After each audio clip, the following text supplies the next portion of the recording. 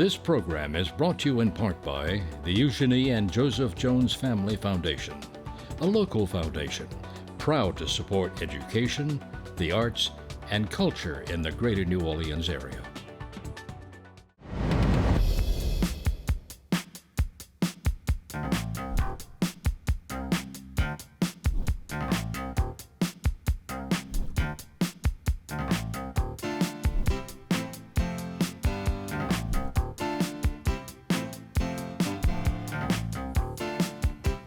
Hello, I'm Marcia Cavanaugh. Thanks so much for joining us. On this Labor Day weekend, we will take a special look at a place that specializes in agricultural labor, only the rules at what is known as Angola's Farmline are a lot different. NASA's facilities in eastern New Orleans have been getting a close look too, and auditors have been sending messages that we have a problem. We will be looking at these stories as well as Frenchmen Street, where preservationists are alleging that a controversial owner has allowed an important building to deteriorate. Plus, with college enrollments dropping, we examine what the future holds, and we will scrutinize the statewide November 5th ballot in search of big races. Joining us are tonight's Informed Sources. Errol, Laborde, producer of Informed Sources; Stephanie Riegel, staff writer of the Times-Picayune, the New Orleans Advocate; Don Ostrom, Channel 12's Future Watch reporter; and Nick Krastel, reporter, The Lens. And we're going to go on over to Stephanie first because there was a report issued by NASA Inspector General that was really critical of the work being done at MSU.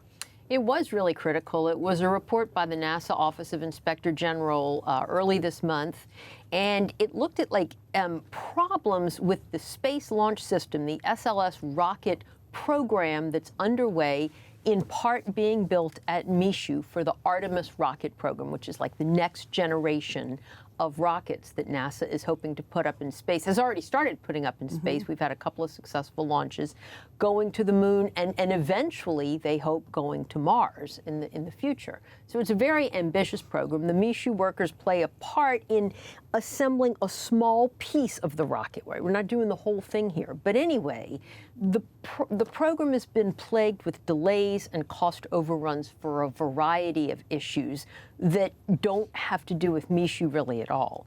But the Office of Inspector General was looking at what some of the reasons were and some of the factors behind the problems with the program. And so they took a deep dive into reports that were filed there by the third-party oversight, the contractors that have to monitor the work being done. And they found that there had been 71 incidents or problems that were cited over a 2-year period from September 2021 to September 2023. And they ranged from very minor problems to some that were quite serious and concerning and really raised questions about the quality control underway at the facility there. They implied that there was a lack of oversight and mistakes like dirt and shavings in some of these components and capsules that could even potentially endanger the safety of the astronauts and the rockets once they go up into space. So the NASA Inspector General report kind of laid this out, noted what the problems were, and then there was sort of this throwaway line in there that said, a part of the problem are these untrained workers in Louisiana where they pay people too low. I mean, they specifically said that the geographical location of MSU in New Orleans was one of the reasons this was a problem. So you're reading along and you're like, wow. And all of a sudden there's just this really, red alert that makes you stand up and take notice. And they didn't really offer any support for how or why the New Orleans workers, they didn't even offer any comparisons, say that they're so much underpaid compared to workers at, NASA facilities in Huntsville, Alabama or something. They just blamed it on, it was really, it was kind quite of blindsided everybody over there. They were not expecting this. Who is the contractor then of these? Is this Boeing? This really was a reflection on Boeing, which is the contractor. Boeing is the one building the rockets. Boeing is the one that trains the workers on the job. So the report came out, NASA issued a sort of very vanilla defense of itself in the IG report, as is typical, and said, we'll take a better look at Boeing's safety procedures and we'll try to implement some of the recommendations. Boeing didn't reply. Boeing now says it's going to come out with its own defense or its own answer to the OIG report in the coming days. In the meantime, we got in touch with some of the economic development folks here and also some of the folks at Nunez Community College in Chalmette, because the state community college system here in Louisiana, which is really like one of the hidden gems of Louisiana's educational system and does such a great job. They created this program just 6 years ago, tailor-made to the specifications of Boeing and NASA, and they've worked out the curriculum, they've got oversight and involvement by Boeing and NASA, and they're producing these workers. And so we talked to Monty Sullivan, who's the head of the community college system, and also the chancellor at Nunez, Tina Tinney, and they both really defended the program. And they said, look, we're producing these workers. We've never heard a peep out of NASA. We've never heard a peep out of Boeing. Earlier this summer, Tina was at a conference with NASA here in town. She got a commendation and a little plaque from NASA for doing such a great job training workers. The new head secretary of LED, Louisiana Economic Development, Susan Bonnet-Bourgeois, she was at Michoud just a couple of days before the report came out. She said we really drilled down and asked them how things were going, and nobody mentioned a problem. And at that point, remember, NASA would have known the report was coming out because they had already filed their response to it since it was included in the report. So the whole thing kind of left everybody scratching their head. But where we've landed is that it really seems to be a problem between NASA and Boeing. And of course, we all know that Boeing has had a host of problems, not just with their rockets, but with their airplanes and everything else. And what about on-the-job training for the students who come out of like Nunez's program? So that's what Monty Sullivan, especially the head of the community college system, spoke to. He said, you know, our responsibility is to take these workers and to train them to a baseline level so that they are able to go to Michoud, you know, almost as an apprentice capacity, and then learn from Boeing what to do beyond that. You know, these are like these are jobs like welding, but high-tech kind of welding jobs and assembly jobs, advanced manufacturing it's called. So the community college system, in their words, has, you know, a responsibility to get the workers up to here, and then it's really on Boeing to get them to the next level. And I think that's what the report speaks to that Boeing didn't do. It's still not clear where or why this language was inserted in there by the Inspector General about the lack of trained workforce in Louisiana. I mean, we know that's a problem, but I don't think it's a problem in this incident. And the nationwide headlines it's a terrible black mark on the city really of New Orleans. And it's not on Boeing or NASA, it's really on New Orleans. That's why I wanted to talk to Susan Bourgeois at LED, because it was like, what does this do to our reputation? What happens when the next advanced manufacturer doesn't even give us a second look because they saw these headlines? And citing a geographic problem, I mean, Michoud has been there at the onset of the space program. It has achieved a lot, workers at Michoud.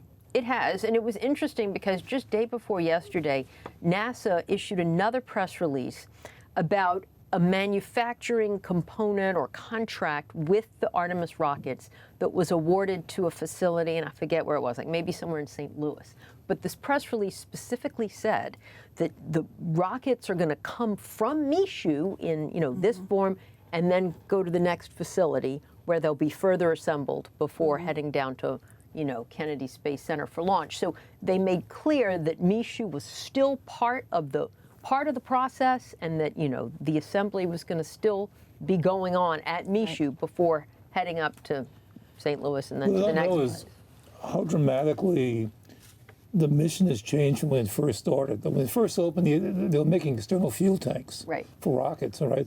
Now they're doing all these internal systems. It seems like a whole different world out there. Yeah, that's a really good point. So did the transition work out okay or something? I don't know. Well, I think that's a good point. And like Monty Sullivan said, you know, for years, NASA was kind of dormant. And so there wasn't a whole lot going on. And it was really just in the past decade that they cooked up this new Artemis SLS rocket program. And so it's been a get everybody up to speed quick kind of thing.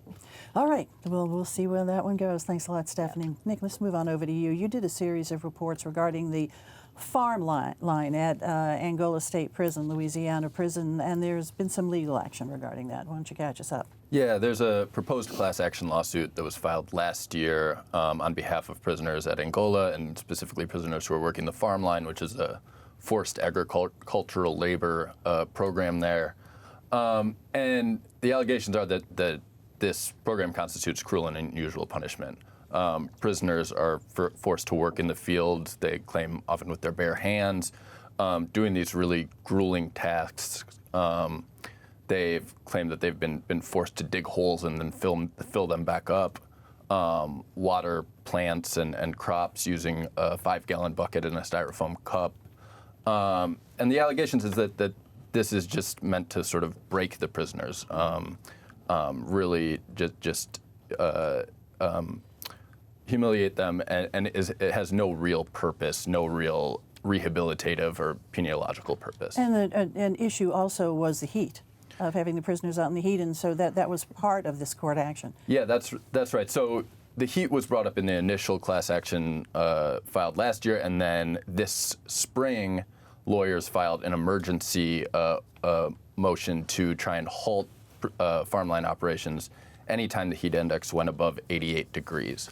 So that has been kind of playing out over the summer. Okay. Well, the courts basically sort of broadly said that wasn't, that was not an issue to be dealt with, because basically people work in the heat all the time. But there are other issues that the court did decide should be implemented, right? Yeah, so the judge didn't halt operations altogether, but he was very concerned with kind of what he heard alleged by these prisoners, and he ordered the prison to start providing more frequent breaks, more water, and shade. So initially, these prisoners weren't really being provided any shade during their breaks. So what the prison did initially is they said, okay, we've purchased a 10 by 10 pop-up tent, and now the prisoners can go there during the shade. But there's dozens of prisoners working on this farm line. So lawyers went out and visited, observed the conditions there after these proposed changes were in place, and they said this is totally insufficient. These prisoners are still having to sit in the heat with really little water. And the judge, I think, took that seriously and ordered them kind of to make more robust changes to provide more shade, more water, more rest. Because this went through district court judge, but then went up to the Fifth Circuit, right? And so the Fifth Circuit has said certain things do apply here and need to be implemented. Yeah, that's right. The Fifth Circuit kind of narrowed the judge's initial ruling, which called for some policy changes. And they found that those were too broad, that they would have applied to other prisons, and that that was kind of beyond his jurisdiction. But they upheld the parts about more water and rest. Yeah. So what does this farm line produce then, and where does it go?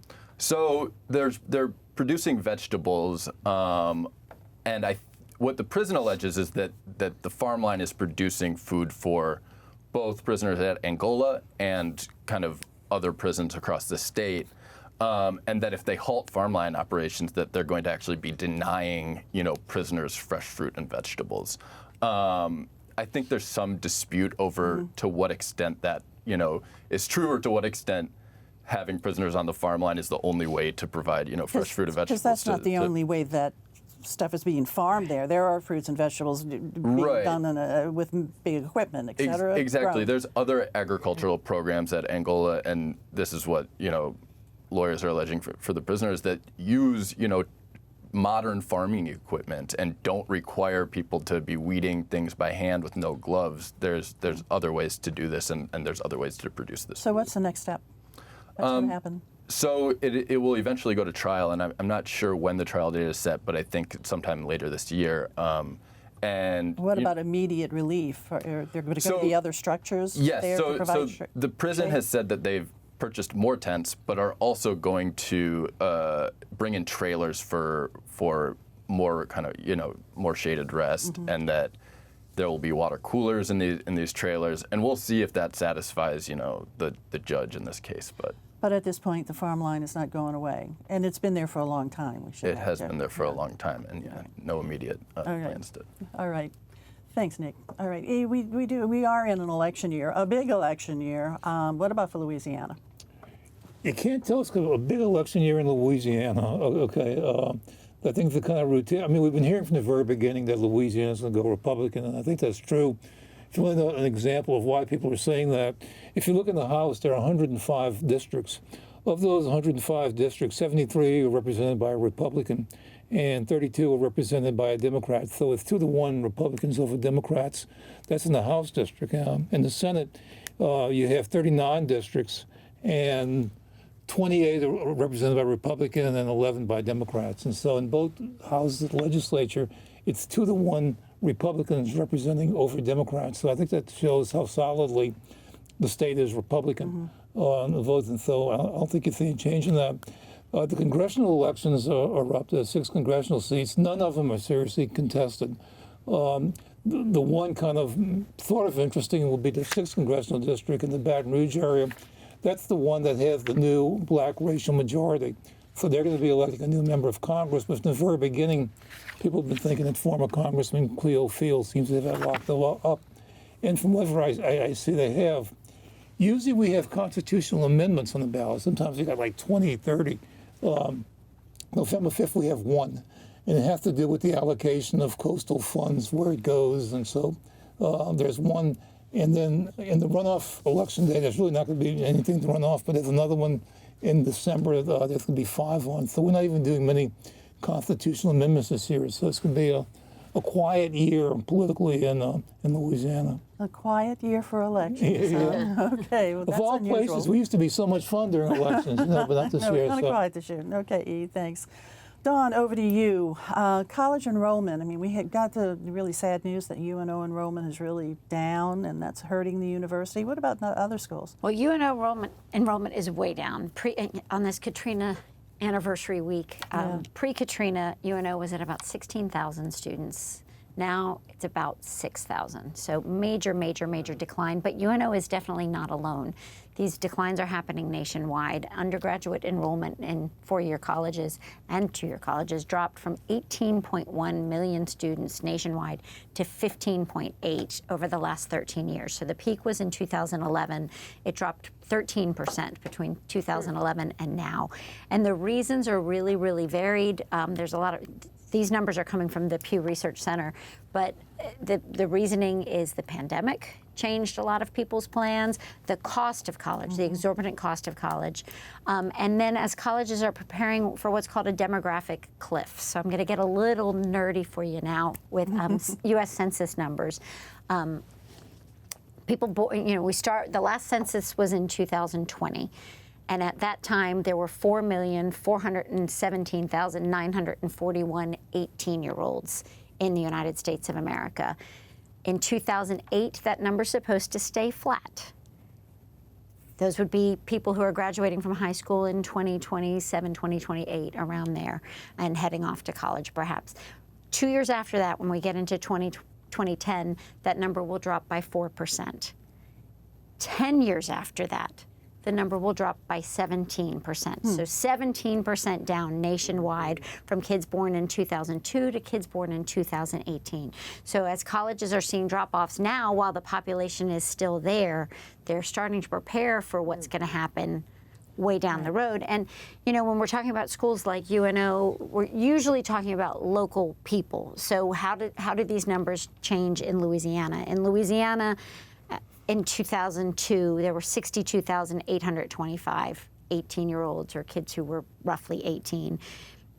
When we go all the way out to kids who were born in 2018, that number is going to drop by 11%. So it's 13% nationwide, it's 11% in the state, it's 6% in the city of New Orleans. None of these numbers account for people moving from state to state or city to city. But the major drop-off happened as a result of the financial crisis in 2008. People were choosing to have fewer children because they thought they wouldn't be able to afford them. So, you know, the universities are looking ahead to what do we do.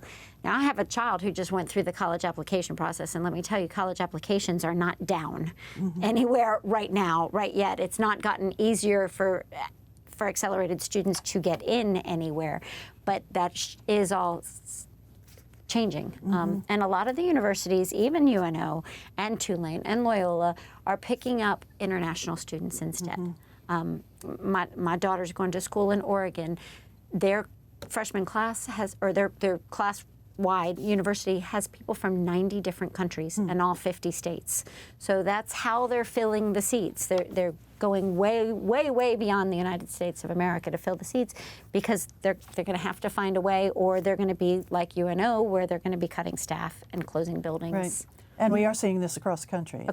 Nationwide. It's a 13% drop-off in the last 13 years, and then we're going to have another 17% population drop-off between kids born in 2002 to kids born in 2018. It's not going to get better. Not going to get better. E? I know the new president of UNO mentioned at an event lately, talking about that problem, and that she mentioned that there were students in India that they were looking at, that they were trying to recruit. Yeah, they've consistently been recruiting international students. One thing for UNO too, UNO has appealed to what is called the non-traditional student, the older student. Maybe somebody's married, already out in the workforce, going part-time. Could that perhaps, do you think, benefit enrollment for a school like UNO? It absolutely could. And going back to Stephanie's story too, the 2-year programs. The biggest drop-off in colleges in America right now is among white men. Are they choosing to not spend the money and go to the job training 2-year degrees instead? And they're the first ones to jump ship, really, from the 4-year institution. I'm not sure where those numbers are going to fall, but there are great programs now that are just 2 years. Yeah, I mean, that's one of the legacies of the Mike Foster administration, was really how he beefed up our community and technical college system.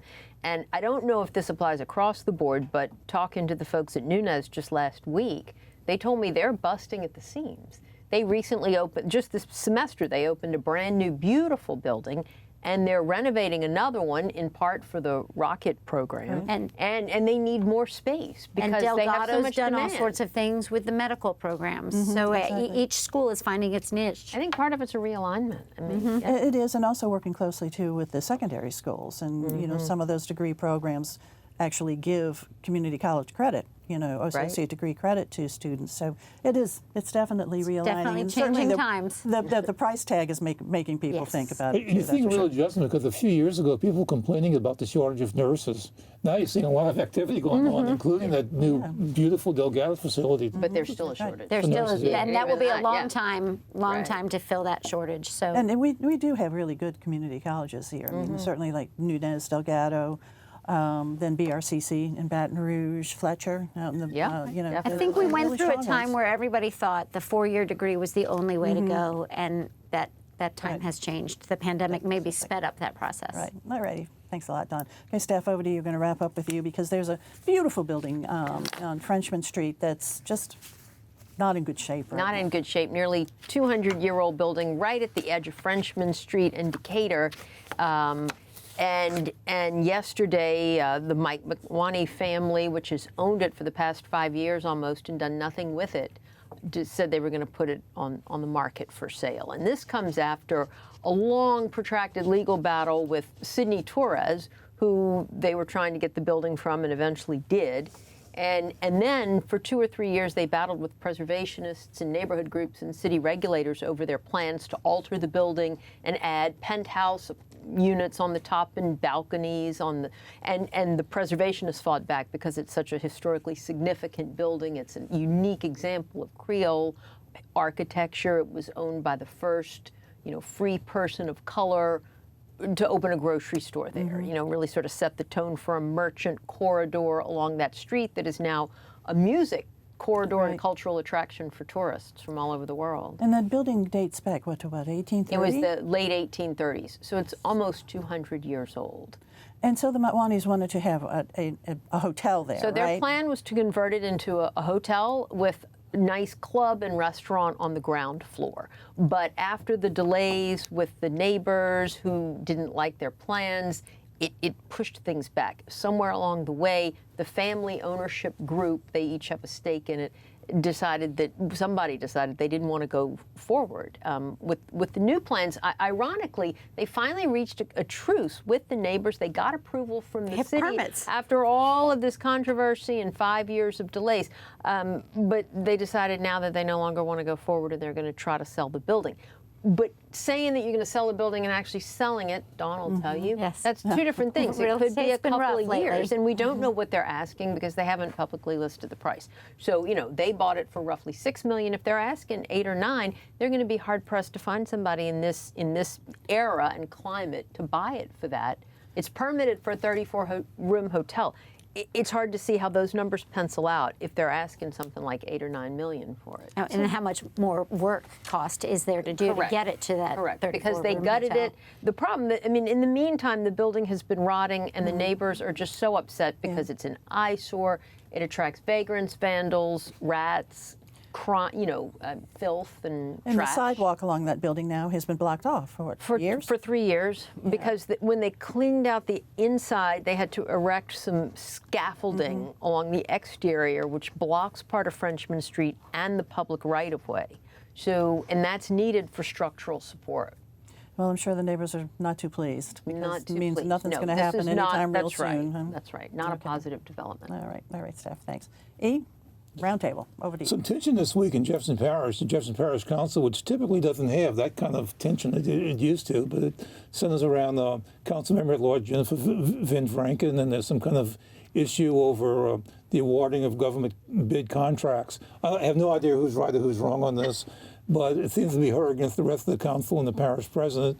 This current government is in the beginning of, they got 3 more years left on that term, so it would be in everybody's benefit if whatever the problem is, if it's resolved soon. Yeah, it's over bus ads or something. Yeah, it's caused a lot of consternation. We should acknowledge Blake Patterson has been on the show for the Advocate, has done some good reporting. He's on done a this, great so, job. Yeah. Over to you, Steph. We're taking a look this weekend at mid-year housing prices across the metro area, which remain pretty slumped at the moment, with the market activity still anemic at best. But there are a couple of signs of life, particularly in the suburban parishes. So we'll have a nice map of home prices by zip code, which is always a favorite. Looking for that. Don? I want everybody to sign up for a 9/11 Heroes Run in Audubon Park. It's the first one that's going to be held here as part of the Travis Manion Foundation. Travis Manion was a Marine who died in Afghanistan, and this foundation supports fallen soldiers and their families. And it's a 5K run, September 14th at 8 o'clock in the morning in Audubon Park. All right. Very good. Over to you. I'm looking at some changes in juvenile detention facilities. The Office of Juvenile Justice recently took over licensing and regulation of detention facilities from the Department of Children and Family Services. And they've made some immediate changes that are pretty alarming to some youth advocates and attorneys. So we'll be looking for that at the Lens, huh? Yeah. All right, guys. Thanks so much for being around this table, and thank you guys for joining us. And we'll see you again next week for Informed Sources. Have a good evening.